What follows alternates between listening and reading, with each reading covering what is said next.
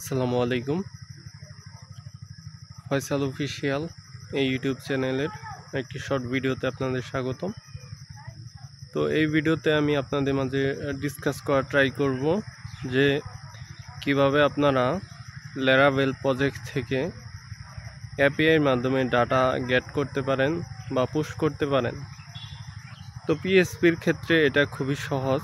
সাধারণত MySQL database থেকে একটা পিএসপি ফাইল তৈরির মাধ্যমে ডাটাগুলো ফেচ করে জেসনে রিটার্ন করে দেওয়া যায় ইজিলি।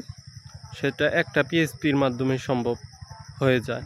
এক পেজে ডাটাবেস কানেকশন রেখে আবার সেই পেজেই এপিআই তৈরি করে ফেলা যায়। কিন্তু ল্যারাভেলের ক্ষেত্রে সেটা কিছুটা ভিন্ন। যেমন প্রথমে আপনাদের বেশ কয়েকটা পেজ তৈরি করা লাগতে পারে। যেমন ডাটাবেস কানেকশনের জন্য এনভায়রনমেন্ট কনফিগারেশন, সংক্ষেপে .env। তো এটা সাধারণত হিডেন অবস্থায় থাকে, মানে ফাইল ম্যানেজারের ভিতরে বা হোস্টিংয়ের ভিতরে হাইড অবস্থায় থাকে, যেহেতু এর আগে ডট দেওয়া .env এনভায়রনমেন্ট কনফিগারেশন। তো তারপরে আমাদের একটা বিষয় লক্ষ্য রাখতে হয় যে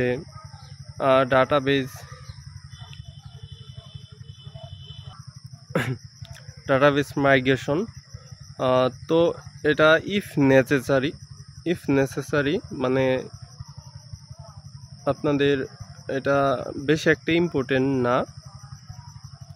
থার্ড, আমি আর কি উল্টা দিক থেকে বলে আসতেছি, তারপরেও বলতেছি যে মডেল ক্লাস এইটা ল্যারাভেলের ডাটাবেসে ডাটা পুশ করার জন্য বা ইনসার্ট করার জন্য বা গেট করার জন্য এপিআই তৈরির ক্ষেত্রে মডেল ক্লাসটা অনেক ইম্পর্টেন্ট।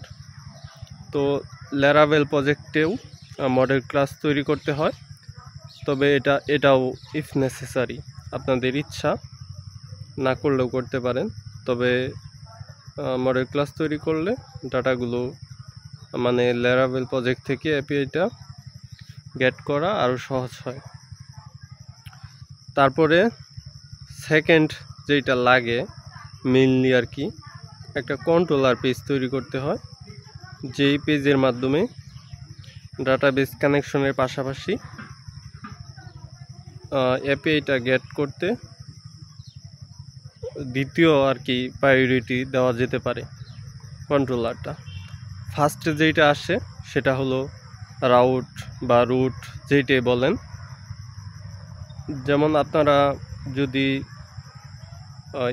অ্যাপ্লিকেশনের ভিতরে মানে অ্যান্ড্রয়েড অ্যাপসের ভিতর থেকে কোনো ডাটা পাঠাতে যান, সর্বপ্রথম যেই পেজে আপনাদের প্যারামিটারটা যাবে সেটা হলো রাউট পেজ বা রুট পেজ। সর্বপ্রথম ল্যারাভেল প্রজেক্টের সেই পেজটাতে, সেই পেজের মাধ্যমেই আপনাদের এপিআইয়ের প্রথম স্তর, মানে সেই পেজের মাধ্যমে এপিআইটা অ্যাক্সেস হবে।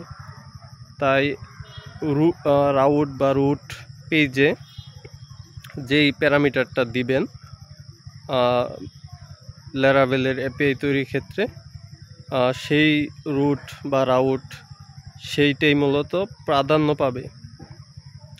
তো নেক্সটে আমি ল্যারাভেল থেকে প্রজেক্ট থেকে কিভাবে এপিআই গেট করা যায় বা ইনসার্ট করা যায় এই নিয়ে ভিডিও দেওয়ার চেষ্টা করব। জাস্ট একটা ইন্ট্রোডাকশন দেওয়ার জন্য এই শর্ট ভিডিও ফোনের ফ্রন্ট ক্যামেরা দিয়ে রেকর্ড করা। নেক্সট টিউটোরিয়ালগুলো দেখা আমন্ত্রণ রইল। আল্লাহ হাফেজ।